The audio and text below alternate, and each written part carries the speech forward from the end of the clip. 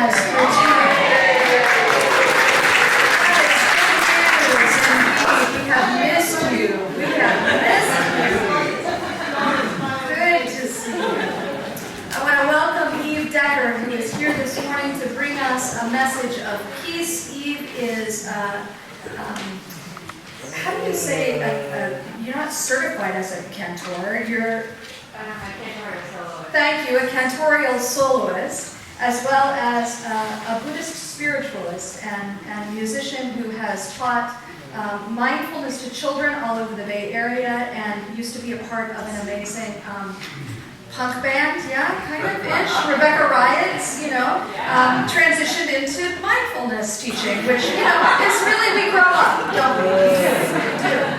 And Rabbi Steve is here.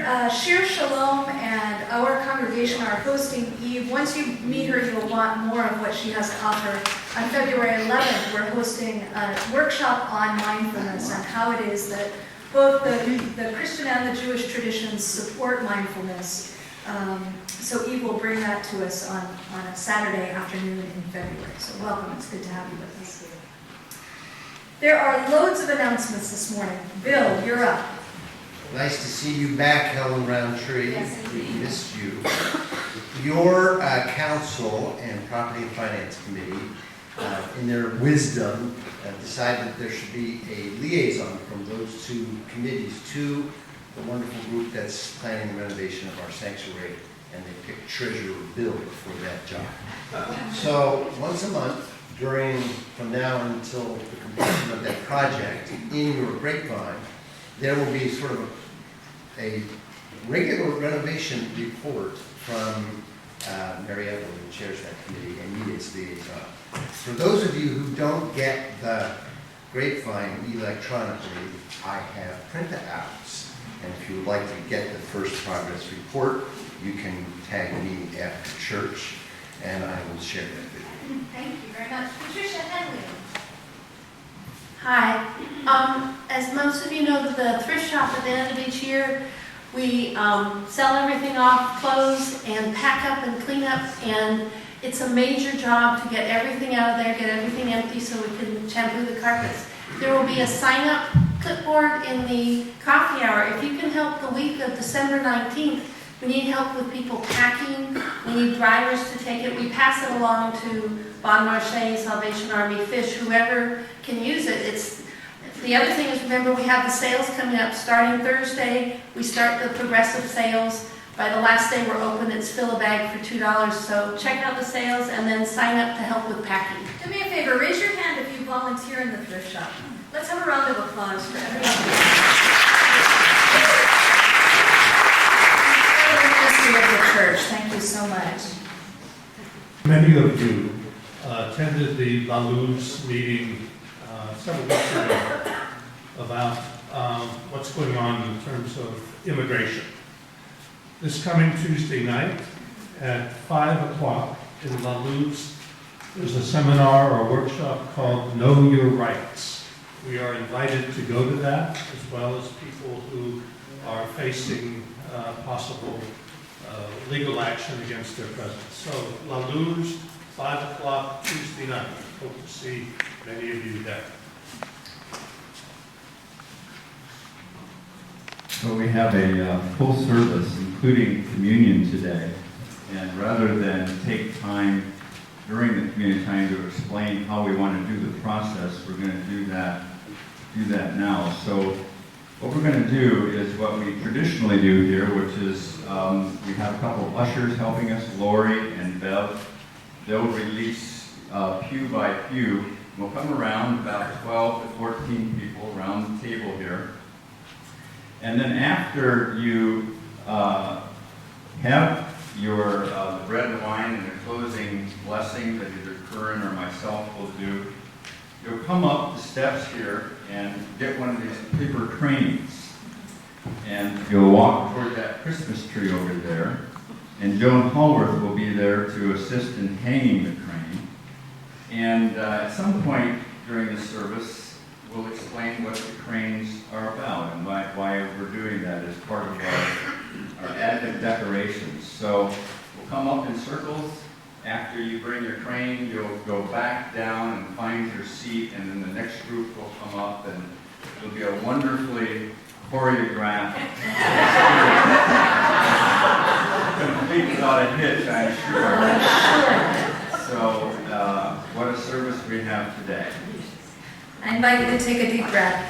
The last thing I would say is if you are able to take that little red folder on the end of your pew and sign in that you were here. If you're someone who'd like to be added to the mailing list, please give us your email address or mailing address and a phone number if you'd like a call from me or someone on the worship committee. So And please make it legible. We have a hard time reading a lot of your names when you enter. From the peanut gallery, please make it legible. Take a good deep breath, my friends. All of that now, let it fall away. You're here, you made it. And where you are now is where you are called to be for the next little while. So put your feet flat on the ground, take a deep breath.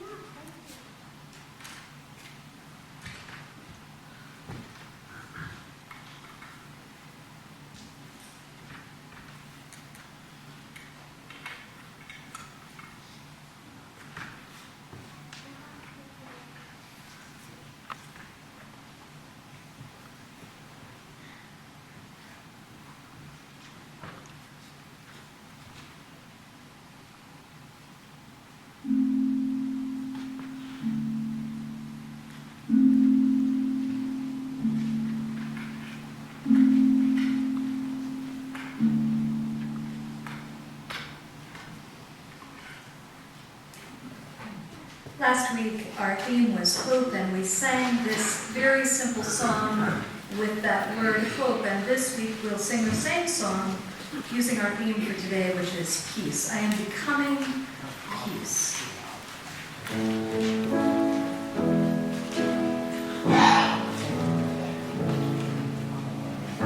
I am becoming peace.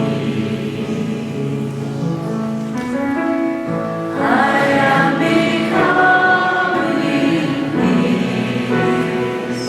A well of patience, well of grace, make my heart a holy place. I am becoming peace. Now you don't need to look at your bulletin. Keep singing. I am becoming peace. I am becoming peace. A well of patience, well of grace, make my heart a holy place. I am becoming. One more time.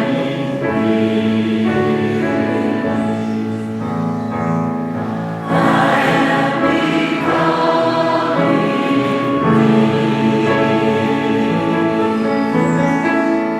I am becoming peace. A well of patience, well of grace, make my heart a holy place. I am becoming.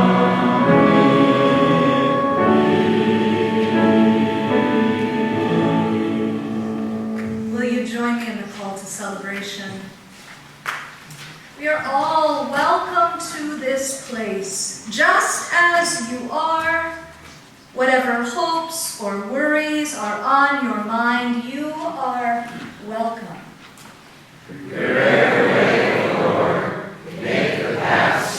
Young or old, tall or small, we are all a part of God's vision. Let us welcome one another just as Christ has welcomed us.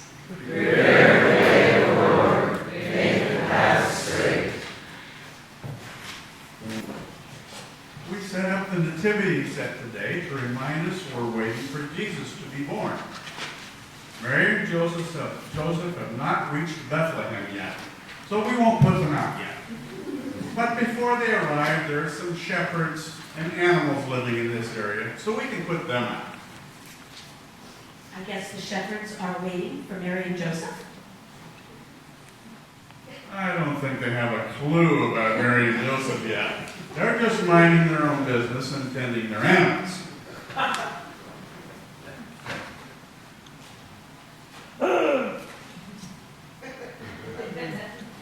What? Let's ask for help. Can anyone help us remember what animals to include in the nativity scene? Sheep. Sheep.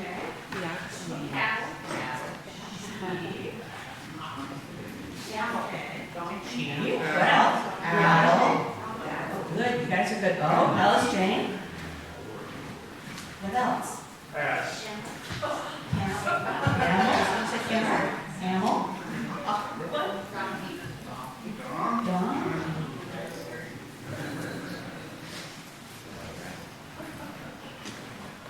What else? Oxen. Oh, okay. Yeah, that was good.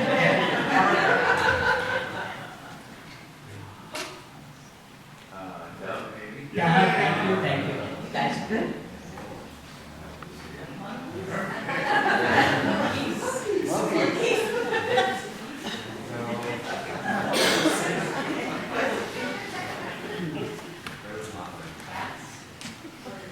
Well, there's still a bunch of animals in here. We're wondering what they're doing, because this is the box for the Christmas story animals. What kind of animals are there? Let's see them. Lion. Bear. Fox.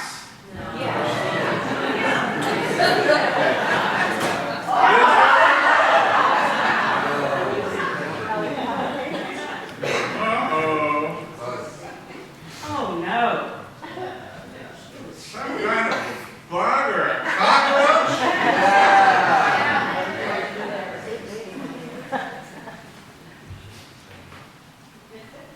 We don't remember that one being in the manger. I definitely don't remember that one being in the manger. I don't think those animals belong there. Well, what should we do with them?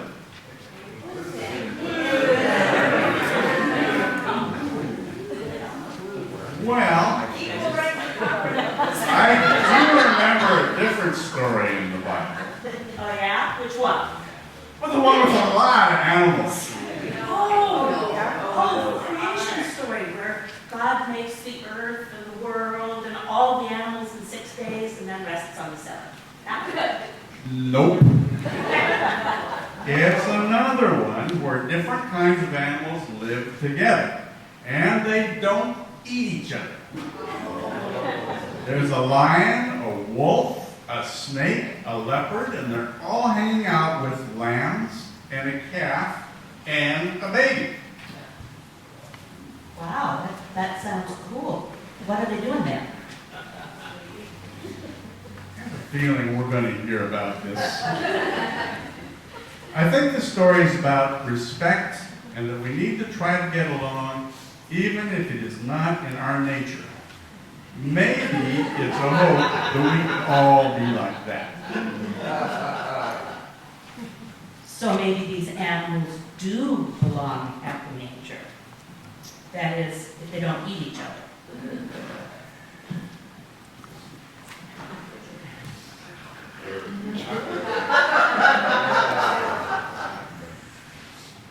Go and open it.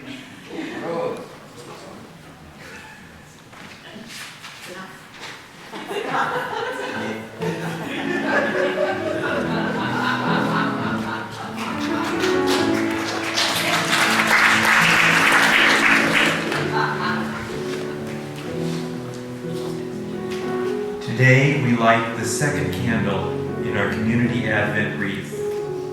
We light the candle for peace and remember that God lights our path. We wait with peace in our hearts. prophets, God tells us about a child who will lead the way into peace. We wait with peace in our hearts.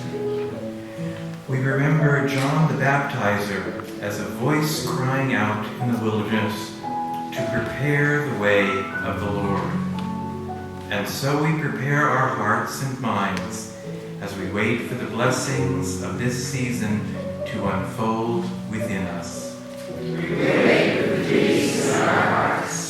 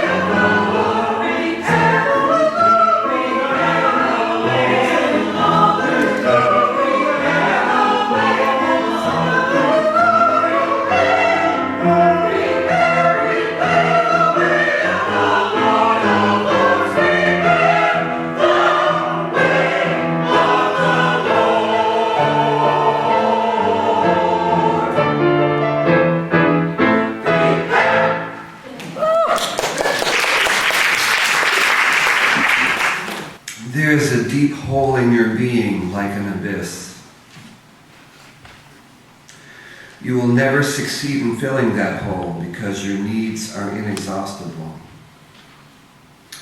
You have to work around it so that gradually the abyss closes.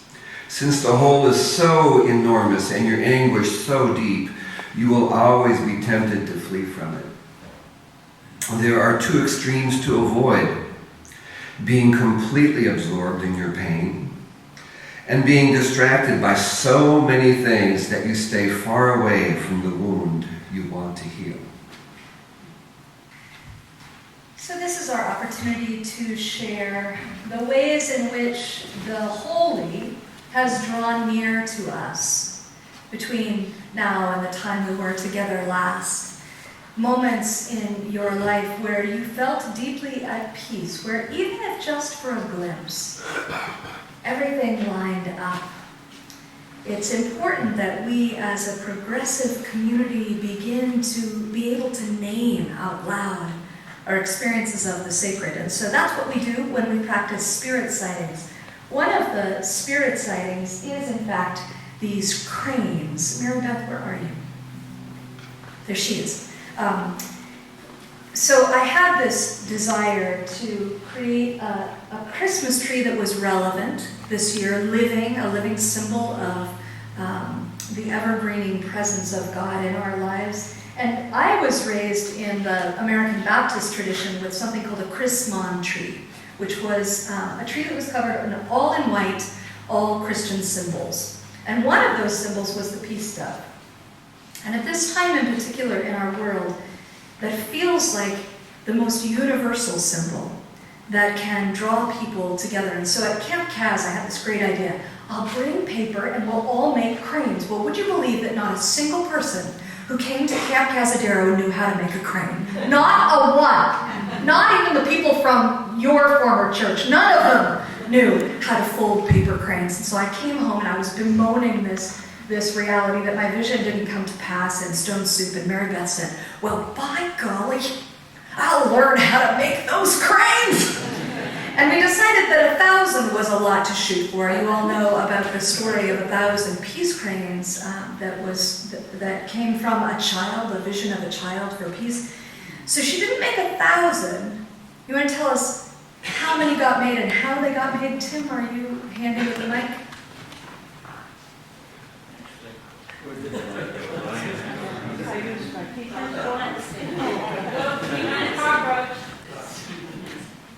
We didn't make 1,000. I thought, well, if I could get 10 people to make 10 each, 100 would do it. And 2 people came forward. And then during the month, more and more people came forward. And those names are in your bulletin today, and I really want to thank them. I even had just a thrilling moment last Sunday when Candy Horton confessed that they made paper cranes at her Thanksgiving party. And it was really a true moment of joy for me to see that many people come together to make 246 cranes. So there it is, an invitation that spreads with an intention of creating peace, of creating together, which is what we've been called to do with our great Creator. Are there other spirit sightings among us this week, this past month?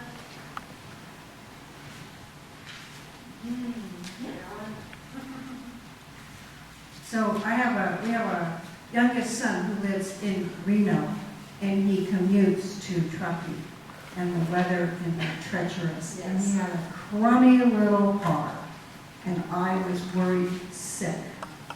And 2 weeks ago I prayed, asked for prayers to get him a good 4-wheel drive. For Thanksgiving we went to Truckee, had a wonderful family Thanksgiving together. The day after is my birthday, and on my birthday, our middle son and youngest son and my wonderful husband went car shopping, and they got him a fabulous 4-wheel drive, right price, right payment, so it's all good and I can sleep peacefully. What an incredibly insightful gift for a mother's birthday. The safety of your child is ensured, at least somewhat. That's incredibly good spirit sightings. Others? I know they're out there. Yes, Catherine. Last night, I got to hear Elgard's Enigma and Variations, and I just think you can't get any more beautiful or tender than that. I guess that was a spirit sign. Absolutely, absolutely. Sometimes it's the things that are beyond words that call us to recognize the presence of the Holy.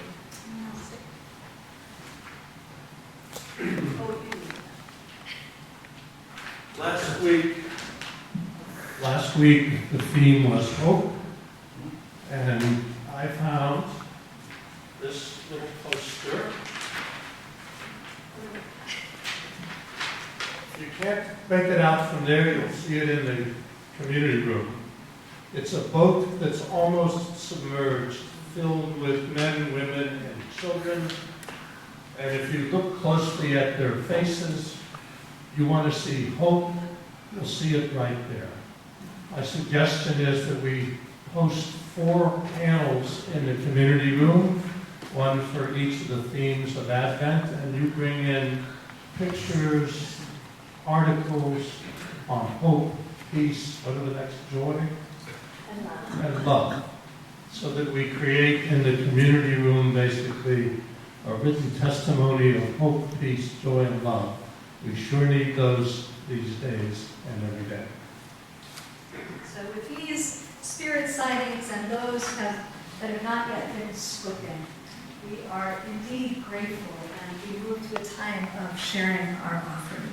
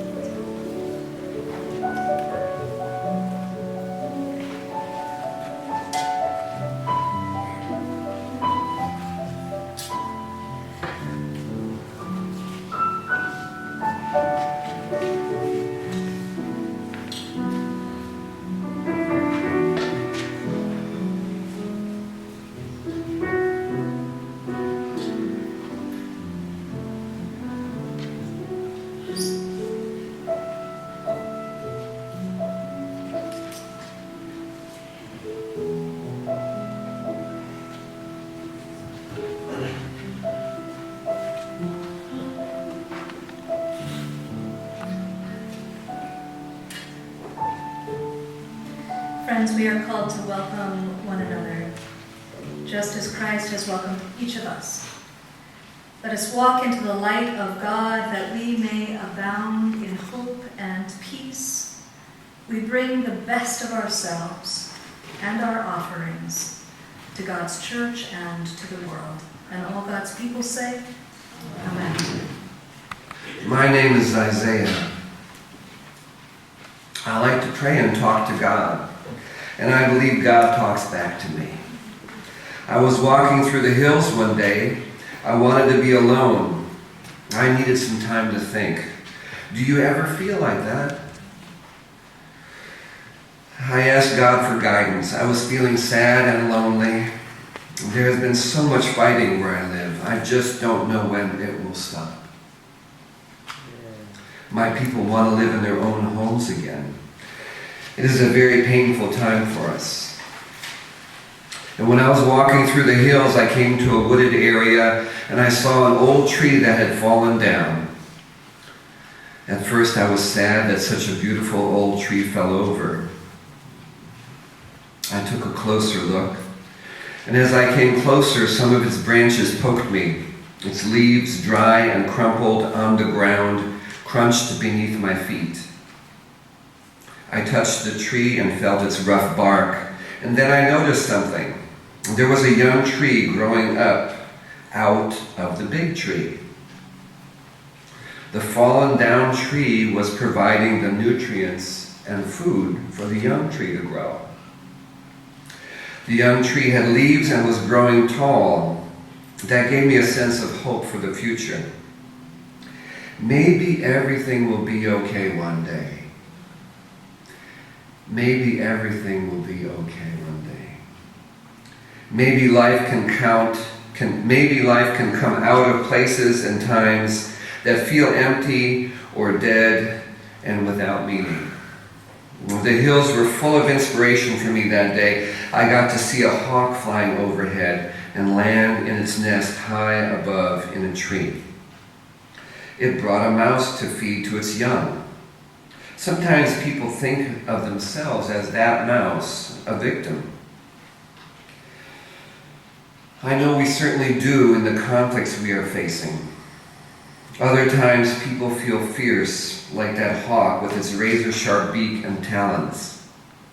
And I wondered, could the mouse and the hawk ever get along in harmony and not be harmed? When we are young children, this is how it is. We are innocent and see the world with awe and wonder. Yes, I believe a child can show us how to live together in peace. We need a leader like that. I felt full of life and hope. I thanked God for inspiring me with insight through the plants and animals. I couldn't wait to share these stories with others.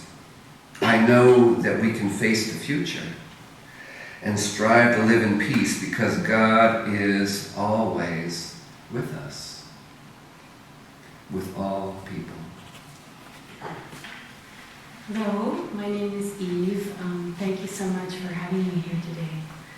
At Standing Rock, the natives are teaching the allies there to introduce themselves the way that tribal people do. So to introduce myself, my name is Eve Decker from Berkeley, daughter of Eleanor Millage Decker from Glen Ellen, who's here today, daughter of Barry Decker. And my heritage is English and Irish and other mix of things. So very happy to be here with you. So we're talking today, our intention, our focus today is about peace. So I looked peace up in the dictionary because sometimes we use words and we don't break them down, and it's helpful to kind of think about what do we mean when we're talking about peace. So there are two definitions. Number one, freedom from disturbance, tranquility, calm, restfulness, and ease. I would call that inner peace, and we all know that. Those moments when there's not contraction, there's not fear, there's not despair, those moments of inner peace. And then the second definition, freedom from or the cessation of war or violence, harmony, non-violence, outer peace. And we can drop into this moment that we're in right now. We know that we don't have outer peace all over the world, but in this little moment, in this little church right now, in this direct moment, regardless of our state of inner peace, we can see that we are experiencing outer peace right now.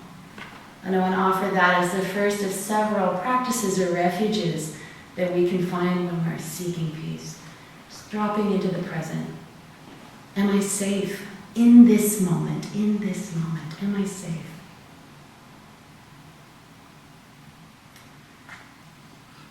So, today, earlier, we lit a candle for peace, and later we'll be carrying the cranes to the Christmas tree. And I think both of these rituals are about setting an intention for peace.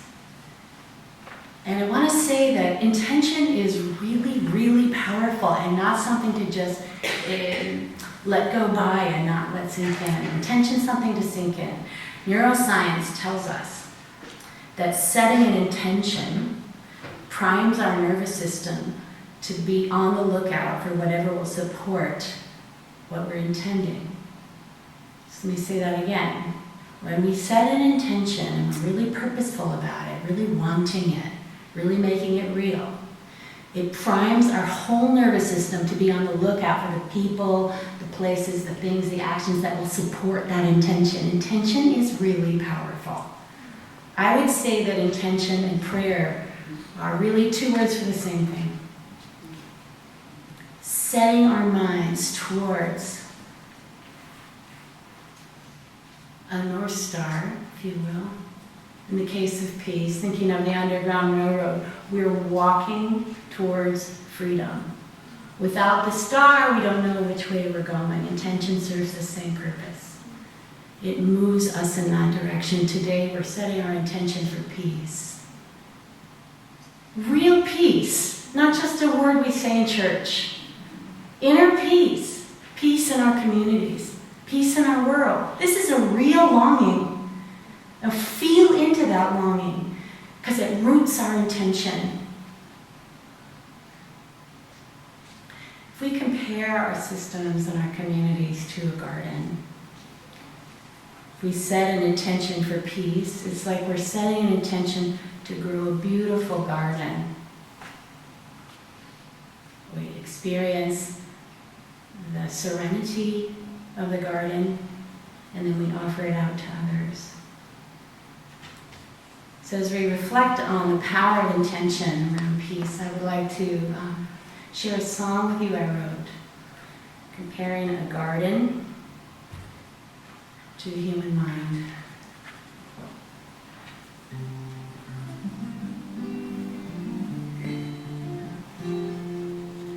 It's really hard not to go where my whims urge me to go, but I know what sort of person I'm longing to become. If I want to help anybody in the world before I die, if I want the suffering all around us to subside, I have got to be more conscious of the things I do and don't do. Every little seed in time with flower. Plant the ones that lead me down the path toward really helping. I am the garden, but I'm also the gardener.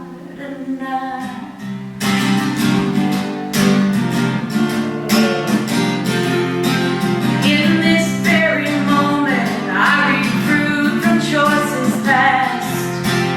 Choices for the future are made now. Certain habits deeply rooted, flourish in the heart of me.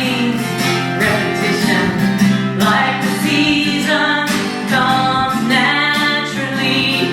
Some of it's good, some of it's not. Right now this is all I've got, but it doesn't mean it's all I'll ever be. Choosing which part of me to act from is easier when I know what I want to become. I am the garden, but I'm also the gardener.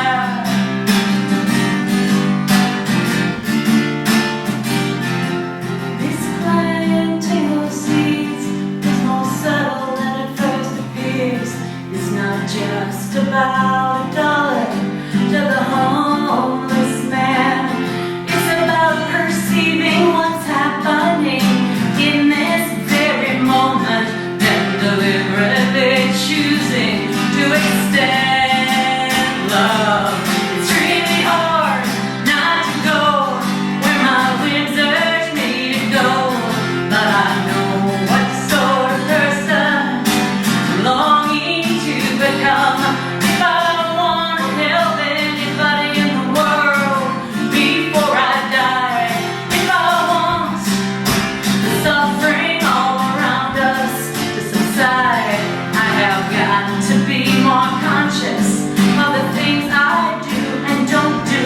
Every little seed in time will flower. Plant the ones that lead me down the path toward really helping.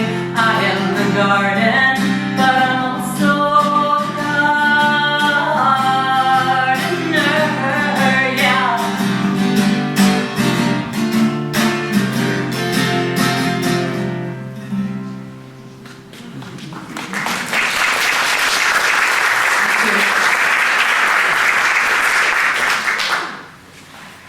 So, what do we plant in this garden?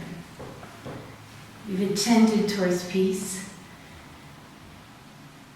But what are the actions? What are the actual practices that will lead to peace? You know, what are those things that we do or don't do that lead to peace? And we all have our own answers to that question. But I would like to invoke two beautiful ways of being in the world that are taught in all spiritual traditions. And these are practices that I'd like to offer lead us to inner peace and having the courage and the clarity and the energy to bring peace outward. And these two are compassion and gratitude. There's a wonderful doctor out of Mayo Clinic named Amit Sood, Dr. Amit Sood, and he is the well-being spokesperson for the Mayo Clinic. Look him up, he's fabulous, Dr. Amit Sood. And he teaches that there's several just sort of hardwired traits in the human brain. There's lots of them actually. Two of them are germane to this theme today. To the human brain, just behaviors. One is our brains feel others' pain as their own. We just the same regions of the brain light up when another being is in pain. And we hurt too. Another thing that is just hardwired into our brain is that for us, the imaginary is real. What that means is if I'm afraid of spiders and I get really focused in on thinking about spiders, my nervous system will react with fight or flight, even though there's no spider in sight. This is really important information for us because what it means is what our minds are doing impacts our peace or lack thereof. Being aware of what our minds are thinking about and spending time on is a really helpful practice, just that. So, compassion and gratitude. Compassion is a way of responding to pain that is skillful. I'll say more about that. And gratitude is a way of bringing the mind back to something pleasant when it's wandered off into the bad neighborhoods of the mind. And our system is responding with stress or worry. So compassion. Compassion is a strategy for dealing with pain. Other strategies include rage, anger, self-denigration, minimization, denial, hiding out. These are all strategies for dealing with pain. My question for you is, if our goal is, our intention is peace, what strategy is most going to serve that? And I would say compassion would. Compassion really, like despair, it sees pain, it's aware of pain. It's not hiding from pain. But despair has a weight to it and has its own suffering. Compassion has three qualities. It recognizes pain, it makes a connection, breaks isolation, and compassion has kind action. So we can offer this to ourselves or to others, and I want to just have us try a very brief practice of self-compassion, utilizing these three qualities of recognition, connection, and kind action.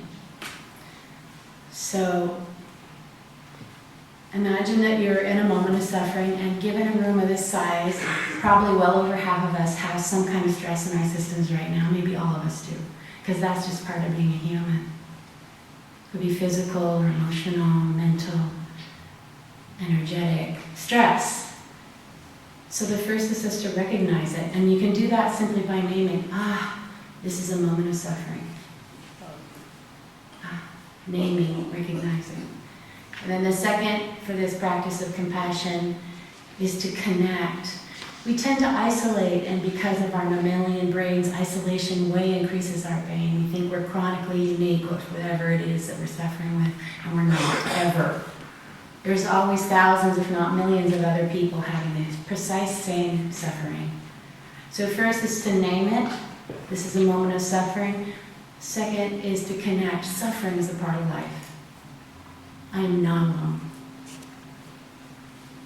I am not unique with this. There's nothing innately bad or wrong about me. Nothing. Suffering's a part of life. Connect. And then the third kind action, in the case of self-compassion, would be, may I hold myself in kindness. You use those words, and the words, because as I said, as we imagine, so we feel, the words help calm the system down. And then also, if you can, if you're in a sort of in a space where you can do it, if you put one or both hands at the area of the heart, it activates the mammalian caregiving system. It calms everything down. This is compassion. It's not denying pain. It's not responding to pain with other kinds of responses that can increase pain. It's with, we recognize, we connect, and we act. We act. There's action involved. It's an action of kindness. So I grew up in a musical household.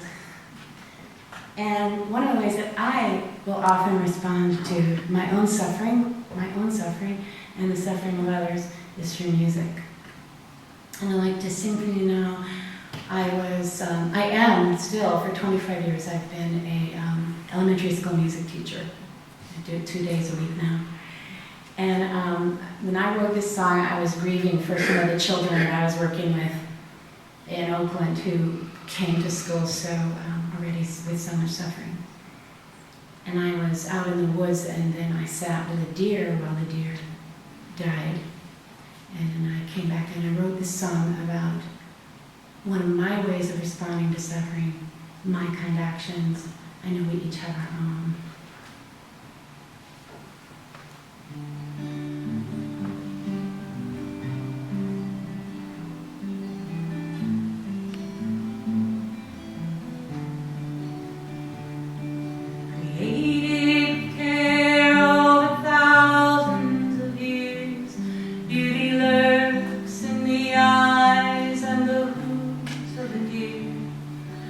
Beauty's not seen by pack dogs. We pulled you down into the stream. Now you lie in the creek, still as the rocks. I watched you drown, and I did not stop you. You were on your way, and it seemed to me kinder than the man with the gun. But I sang for you, though you did not hear. And I sang to the tree spirits, asking them to release your fear. Every living thing is vulnerable. I'm powerless to change that. Still I sing for you. The child comes to school all battered and bruised by our culture's obsession with things. Learning young not to look for peace in his heart, but in what the external world brings. Now you sit in the classroom, facing the wall, headed straight for disaster. We're letting you fall. We bring down a piece of our world when you go. So I offer you one of the life rafts I know, and I sing with you. Though you may not hear, we sing for your spirit. May it rise above.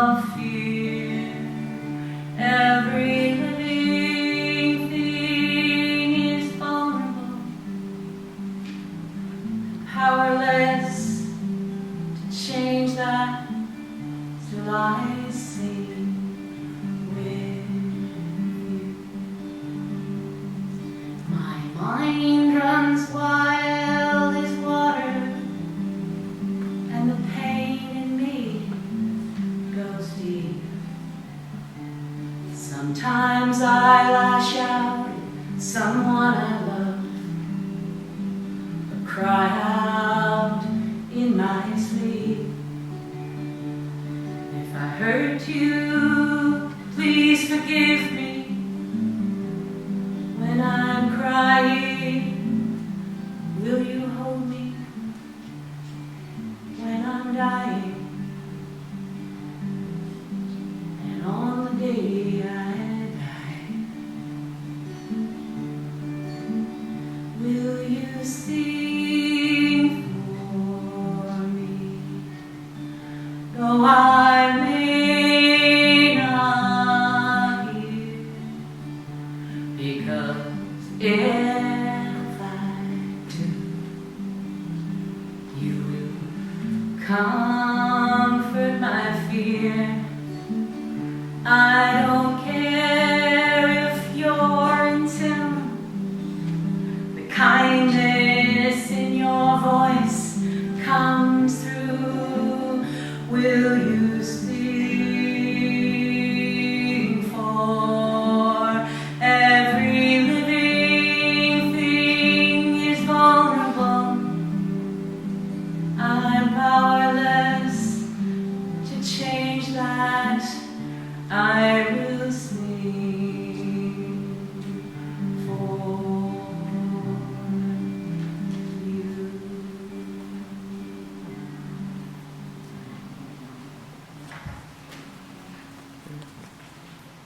So we have intention for peace, compassion, recognition, connection, and kind action. That's compassion, to lead us to this intention of peace. And finally, gratitude.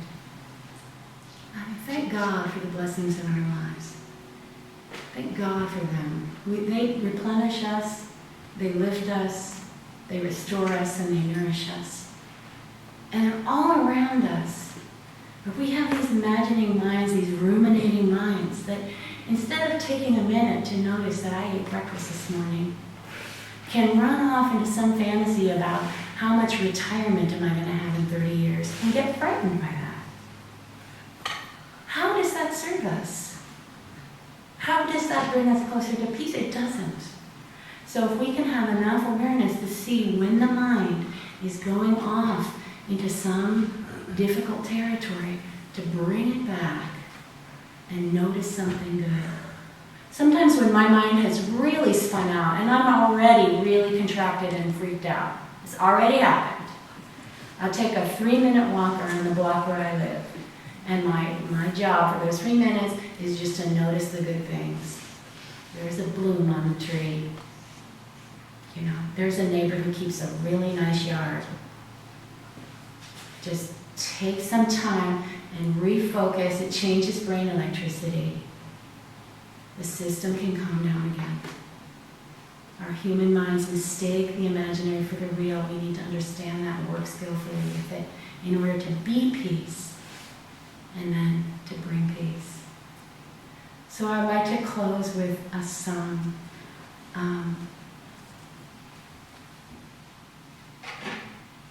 On this practice, I'm going to teach you, and maybe we can do it together. The song, the words are from Thich Nhat Hanh, a Buddhist, Vietnamese Buddhist teacher, poet, writer. Thich Nhat Hanh, he lives in France now, in Plum Village.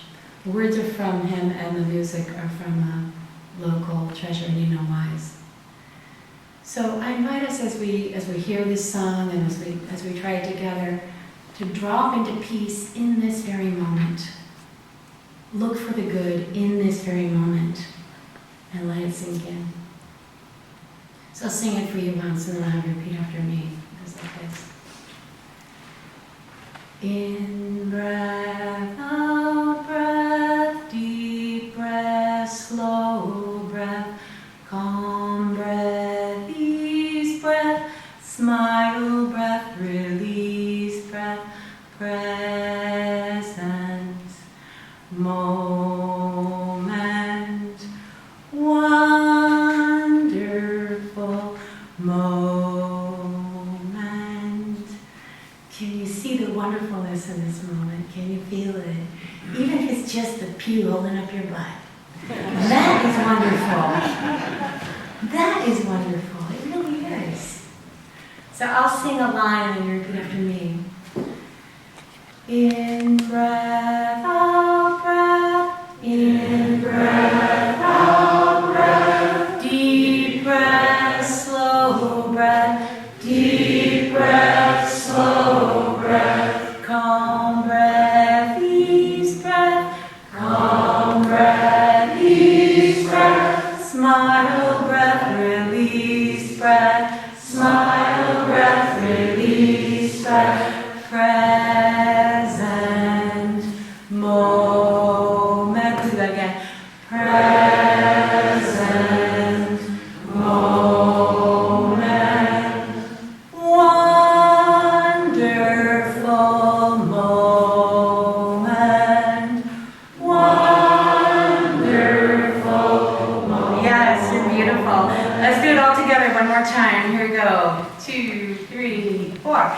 In breath, out breath, deep breath, slow breath, calm breath, ease breath, smile breath, release breath, present moment, wonderful moment. Thank you so much for your kind attention. Thank you, Karen, for inviting me.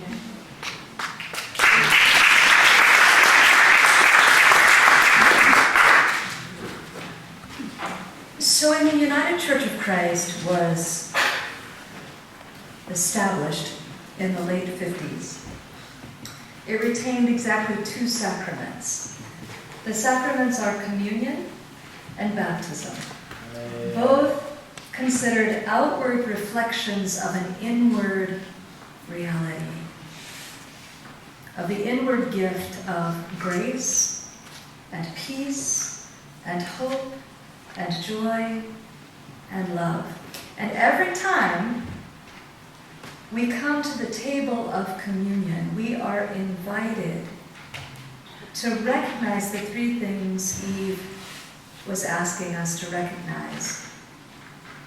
We're asked to recognize the brokenness in our world, in ourselves, in our thinking, in our actions. We're asked to connect. We're asked to connect again with the holy that dwells within us and around us, and we're asked to extend from that place compassion for one another. And so, Tim, if you would come and be my hands. When Jesus gathered with the disciples in that upper room, he knew full well what was about to happen for him. He knew that his body would be broken. And he knew that his disciples would need seeds. Seeds planted so that they would remember that compassion is at the heart of what we're called to be and do together. And so he blessed the bread. And he broke it and he said, when you eat this bread, remember the compassion that dwells within you, that has the power to heal you and to heal the world around you. And in like manner, he took the cup and he gave thanks for the greatness of the grape, for the beauty, for the wholeness, for the perfection that is this sustaining liquid of life. And he blessed it, and he said, friends, this is the new covenant, the one that is designed to remind you that you are capable of becoming peace. And he took the bread, and he took the cup, and he invited the people to come, not because they had the answers, but because they lived in the questions, and they desired wholeness. So as we come together around this table, let us name the brokenness.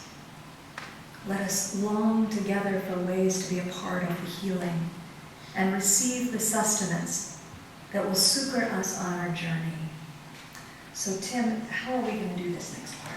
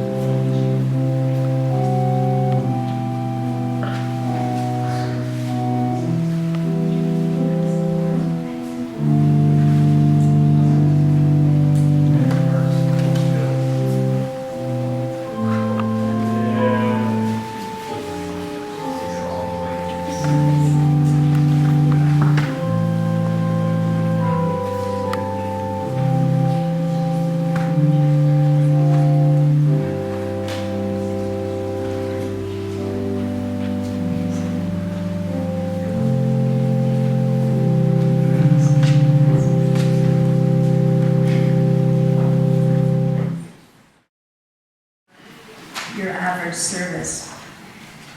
And it's a reminder that peace does take time. Take a good deep breath. Holy One, as we have been fed by the Spirit, as we have offered prayers for ourselves in our hearts and around this table, and prayers for the world as we have hung peace in the name in the places around the world that we know are suffering.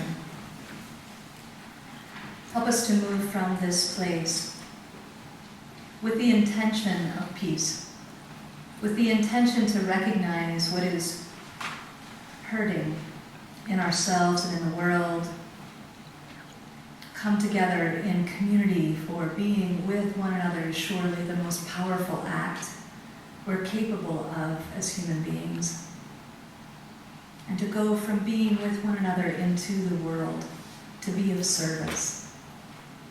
Hear us now as we raise our voices in the prayer that Jesus taught the disciples to pray, saying, Our who art in heaven, hallowed be thy name. Thy kingdom come, thy will be done, on earth as it is in heaven. Give us this day our daily bread, and forgive us our debts, as we forgive our debtors. And lead us not into temptation, but deliver us from evil.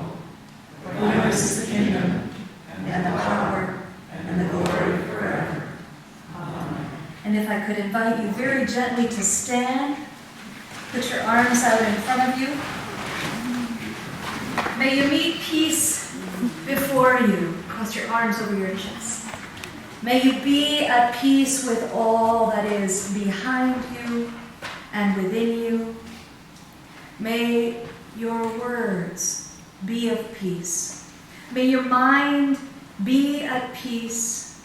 May peace fill your heart. May peace from God fill your whole being and be shared with all around you. Amen and amen.